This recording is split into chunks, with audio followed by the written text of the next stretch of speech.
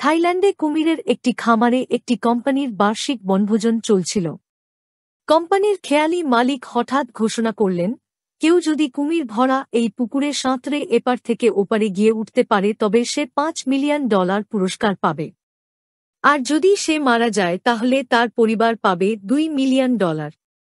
দীর্ঘক্ষণ ধরে সাক্ষাৎ মৃত্যুর এই ভয়ঙ্কর চ্যালেঞ্জ কেউই নিতে সাহস করেনি।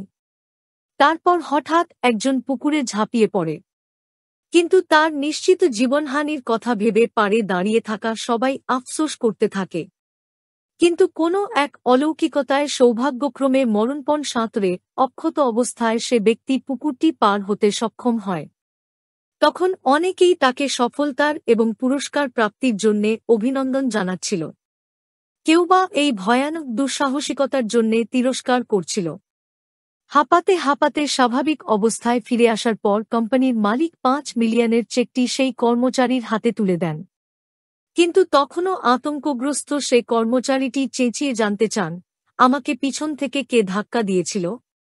পরে জানতে পারা গেল তার স্ত্রী তাকে ধাক্কা দিয়েছিলেন।